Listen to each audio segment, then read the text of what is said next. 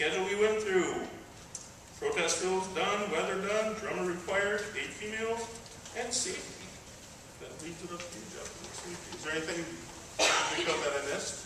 I have a question. Do you have some questions? Are the steersmen going to be the same ones, or did we get new steersmen? We have some same ones coming back, but we have some new ones also. I was just wondering if we had some. It looked like in the practice that we had some people that were maybe learning to be steersmen. We did have one, yeah. And I was just wondering if that was the person that would be.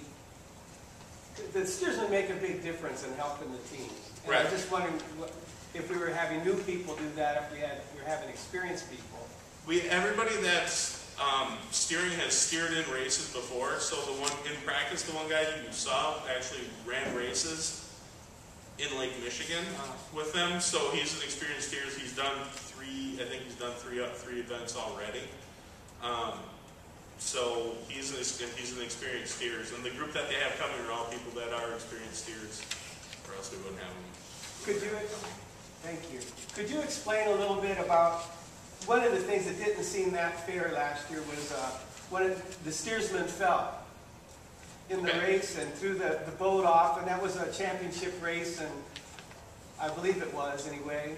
And it, it went, and the team that got off course because of the fall did a noble thing. But I'm just wondering about, can you help us understand how you thought about that? I mean, it seems like it would have been fair to stop the race and start over or something.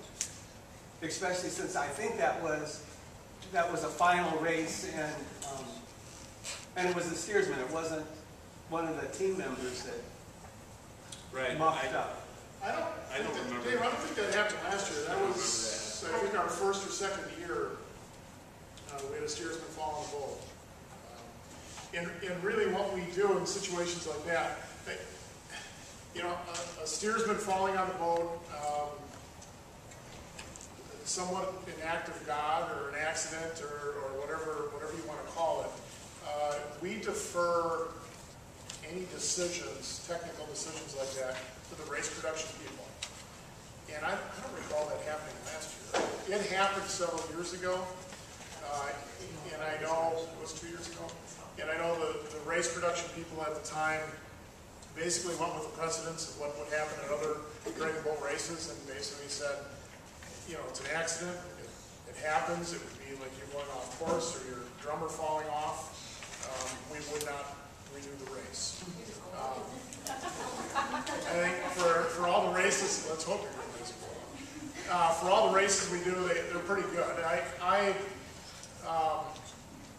One thing to remember is this is supposed to be a fun community race.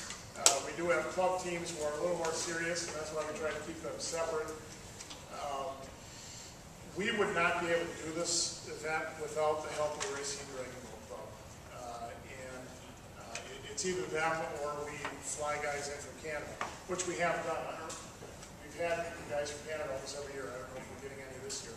But these guys don't have to do this for us. They work hard. They come up here for practice. They bring the boats. They come and spend an entire day for us on Saturday. And so we try and be fair to them and treat them well. They're humans. They make mistakes. They could fall. A lot of time, I think for the most part they're pretty good. We try and ensure that they've all done races before, not that we get rookies. I think it was 2 years ago also we did have a rookie steersman, and we asked to have him removed, and he was. Pretty much after the first race, we noticed he had problems controlling boats, and they pulled him. They didn't have a problem with that. There's not a large pool of Dragonboat steersmen. Although I would go back to say that most of them have been really outstanding. They're really good in helping your team. They're good at controlling the boat and that. So I wasn't speaking against them. I was just wondering if, because of the team in Oshkosh, if we're trying to, get them and then move them quickly into replacing other things or what. Just was curious.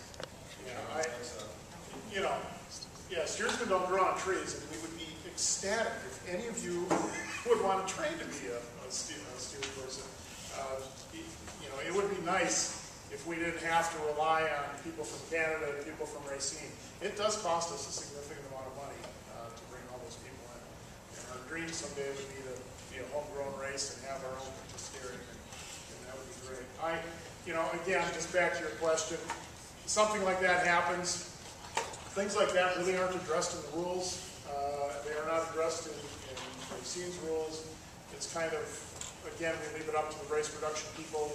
There are experts, depending on what happened. Now, if it's a steersman that's screwing around or something and falls and does that, I don't typically, when they get to the final races, they try and put the most seasoned guys out there. Let's just hope it doesn't happen and it doesn't come up. Since we're racing towards the railroad bridge, how far away is the finish line from the bridge? Train going through it? Can you hear the horn?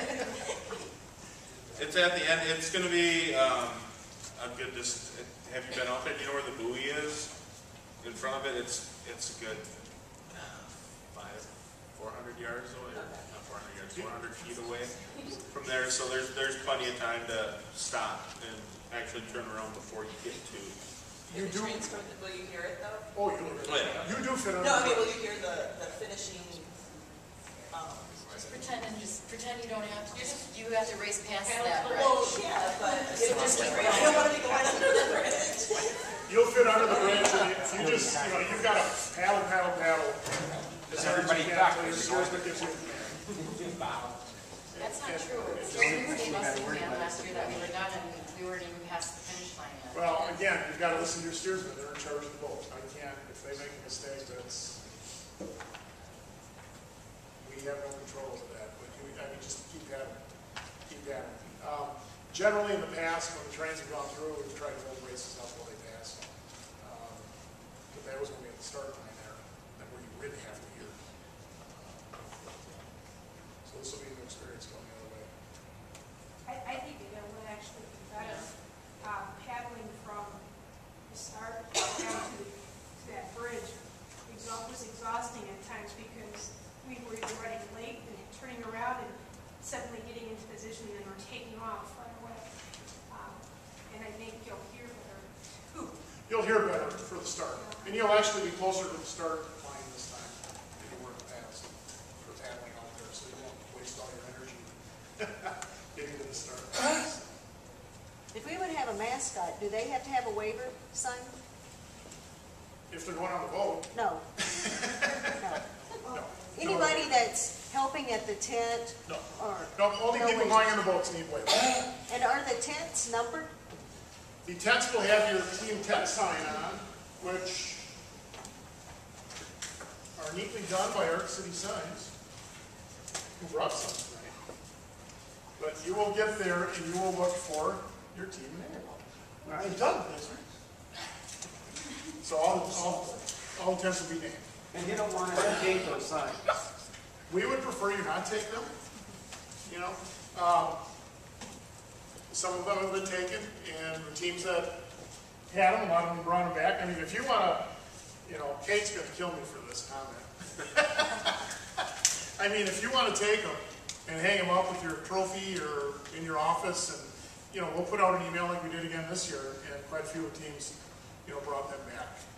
I don't remember, what these. I mean, they're not. It's good for Art City Signs. Yeah, it's good for Art City Signs if you take them and don't bring them back. It's not so good for our bottom line. So if you take it, you want to hang it in your office. I mean, you've been with us since year one. Take it. Just get it back to us for next year, which is what some of the teams did. That's fine. That's fine.